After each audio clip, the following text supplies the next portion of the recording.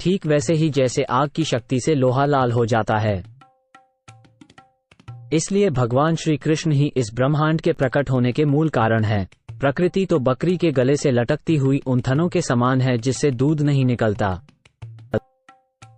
भौतिक प्रकृति के माया स्वरूप के कारण ही इस सृष्टि की उत्पत्ति हुई है, लेकिन इसे सृष्टि का मूल कारण नहीं कहा जा सकता, क्योंकि वास्तविक कारण तो भगवान नारायण ही हैं।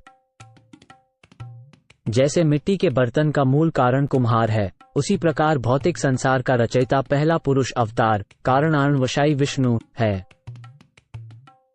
भगवान कृष्ण सृजन करता है और माया एक उपकरण के रूप में उनकी सहायता के लिए है। ठीक उसी तरह जैसे एक कुम्हार के चाक और अन्य उपकरण मटके के बनाने के औजार होते हैं। प्रथम पुरुष दूर से ही माया पर अपनी दृष्टि डालते हैं और तभी उस दृष्टि से माया जीव रूपी वीर्य से गर्भवती हो जाती है।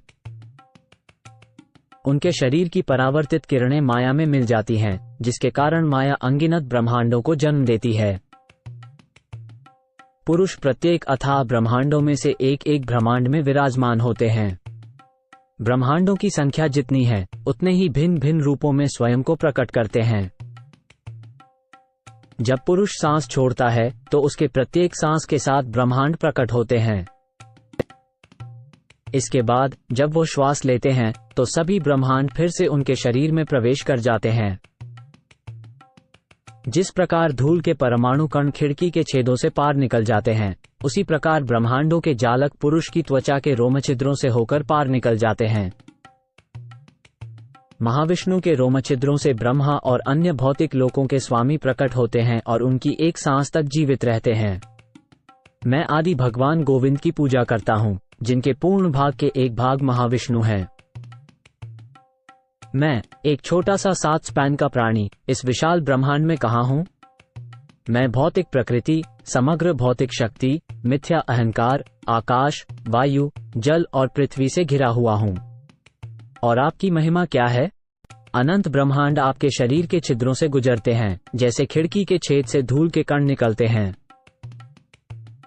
संपूर्ण के अंश का अंश ही कला कहलाता है और श्री बलराम तो भगवान गोविंद के बिल्कुल समान हैं। बलराम का अपना विस्तार महासंकर्षण होता है और उनके अंश पुरुष को कला अर्थात संपूर्ण भाग का अंश कहा जाता है। मैं कहता हूं कि यह कला महाविष्णु है। वो महापुरुष हैं जो अन्य पुरुषों के स्रोत हैं और जो सर्वव्यापी हैं। गर्भोत्कर्षाई और क्षीरोत्कर्षाई दोनों ही पुरुष कहे जाते हैं। वे सभी ब्रह्मांडों के धाम कारणोदकशाई विष्णु के पूर्ण भाग हैं, जो कि प्रथम पुरुष हैं। विष्णु के 3 रूप हैं जिन्हें पुरुष कहा जाता है। पहला महाविष्णु संपूर्ण भौतिक शक्ति महत के सृजन करता है। दूसरा गर्भोत्कर्षाई प्रत्येक ब्रह्मांड में स्थित हैं। और तीसरा क्षीरोत्कर्षाई जो प्रत्येक जीव के हृदय में निवास करते हैं। जो व्यक्ति इन तीनों को जानता है वो माया के चंगुल से मुक्त हो जाता है। हालांकि कारणोदकशाई विष्णु को भगवान कृष्ण का एक अंश कहा जाता है, लेकिन वही मत्स्य, कूर्म और अन्य अवतारों का मूल है। भगवान के सभी अवतार पूर्ण भाग या पूर्ण भागों के भाग होते हैं, किंतु कृष्ण स्वयं पूर्ण पुरुषोत्तम भगवान हैं। जब संसार इंद्र के शत्रुओं से परेशान हो जाता है, तब वे प्रत्येक युग में अपने विभिन्न स्वरूपों के द्वारा संसार की रक्षा करते हैं। वे पुरुष कारणोदकशाई विष्णु सृजन, पालन और संहार करने वाले हैं। वे संसार के रक्षक हैं और इसलिए वे स्वयं को विभिन्न अवतारों में प्रकट करते हैं। सृजन, पालन और संहार के लिए प्रकट होने वाले भगवान का वह अंश जिसे महापुरुष के रूप में जाना जाता है, अवतार कहलाता है। वे महापुरुष भगवान से अभिन्न हैं। वे पहले अवतार हैं जिससे अन्य सभी अवतार प्रकट हुए और वे सबके आधार हैं। पुरुष महाविष्णु पूर्ण पुरुषोत्तम भगवान के मुख्य अवतार हैं। बाद में काल, स्वभाव, प्रकृति, कारण और प्रभाव के रूप में मन, भौतिक तत्व, मिथ्या अहंकार, प्रकृति के गुण, इंद्रियां, विराट रूप, पूर्ण स्वतंत्रता और स्थिर और गतिशील प्राणी उनके वैभव के रूप में प्रकट हुए। सृष्टि के आरंभ में भगवान ने भौतिक सृष्टि के समस्त घटकों के साथ पुरुषावतार के रूप में अपना विस्तार किया। सबसे पहले उन्होंने सृष्टि के लिए उपयुक्त 16 प्रधान शक्तियों की रचना की। उन्होंने भौतिक ब्रह्मांडों को प्रकट करने के उद्देश्य से ऐसा किया। यद्यपि भगवान सर्वत्र व्यापक हैं और समस्त ब्रह्मांड उन्हीं में समाये हुए हैं, तथापि वे परमात्मा के रूप में हर वस्तु के आधार भी हैं। यद्यपि वे इस प्रकार से भौतिक शक्ति से दो तरह से जुड़े हुए हैं, फिर भी उनके साथ इसका तनिक भी संबंध नहीं है। भगवान का ऐश्वर्य यह है कि वे प्रकृति में व्याप्त होते हुए भी प्रकृति के गुणों से प्रभावित नहीं होते। इसी तरह जो लोग भगवान में समर्पित होते हैं और अपनी बुद्धि को उन पर स्थिर रखते हैं, वे भी प्रकृति के गुणों से प्रभावित नहीं होते। इस प्रकार भगवद गीता भी यह बात बार बार कहती है कि परम सत्य में सदैव अचिंतनीय शक्ति का वास होता है। भगवान कृष्ण ने कहा, स्माइली फेस, मैं भौतिक जगत में वास करता हूँ और जगत मुझ में टिका हुआ है, परंतु इसके साथ ही मैं भौतिक संसार में विद्यमान नहीं हूँ, न ही वो वास्तव में मुझ में टिका हुआ है।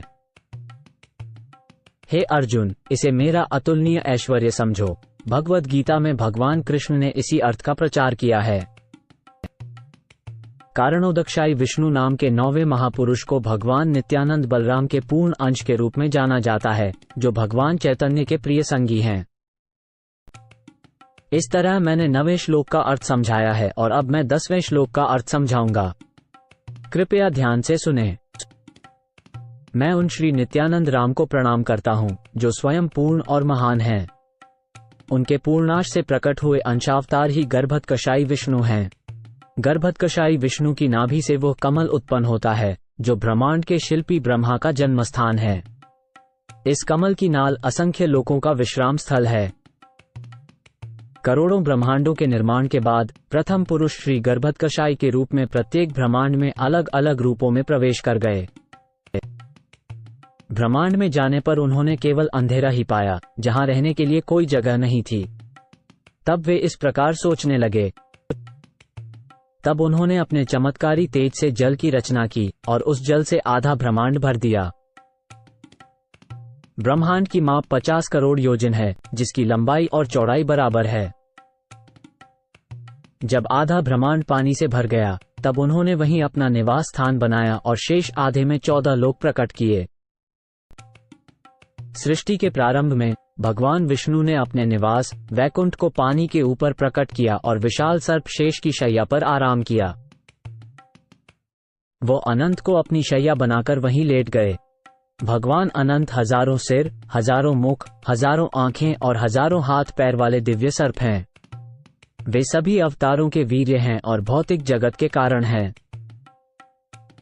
नाभि खिले कमल के फूल पर विष्णु के अंश से ब्रह्मा जी प्रकट हुए। उस कमल के डंठल के अंदर 14 लोक थे। इस प्रकार भगवान ने ब्रह्मा के रूप में सारी सृष्टि की रचना की और विष्णु भगवान के रूप में वे समस्त संसार का पालन पोषण करते हैं। भौतिक गुणों से परे होने के कारण भगवान विष्णु का किसी भी भौतिक गुण से कोई लेना देना नहीं है। रुद्र के रूप में वे सृष्टि का संहार करते हैं। इस प्रकार सृष्टि, पालन और विनाश उनकी इच्छा से होते हैं। वे परमात्मा हिरण्यगर्भ हैं। भौतिक संसार के कारण विराट रूप उनके विस्तार के रूप में माना जाता है। भगवान नारायण भगवान नित्यानंद बलराम के पूर्ण अंश के अंश मात्र हैं। भगवान नित्यानंद ही समस्त अवतारों के मूल हैं। इस प्रकार मैंने 10वें श्लोक का अर्थ समझाया। अब कृपा करके पूरे मनोयोग से 11वें श्लोक का अर्थ सुने। मैं श्री नित्यानंद राम के चरणों में श्रद्धा पूर्वक नमन करता हूँ, जिनके गौण अंश क्षीरोत्कशायी विष्णु हैं। वे क्षीरोत्कशायी विष्णु ही सभी जीवों की आत्मा और सभी ब्रह्मांडों के पालन करता है। शेषनाग उनके अंश के अंश हैं। सारे भौतिक लोक उस कमलनाल के भीतर स्थित हैं, जो भगवान नारायण की नाभि कमल से निकला है। इन लोकों के मध्य 7 समुद्र हैं। उस क्षीर सागर के मध्य में श्वेत द्वीप है, जहां पालनहार विष्णु का निवास है।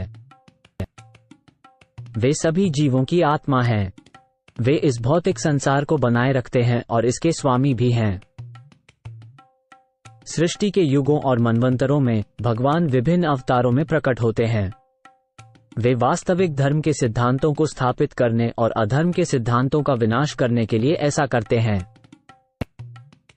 दर्शन न मिल पाने पर देवता क्षीर सागर के किनारे जाते हैं और उसकी स्तुति करते हैं।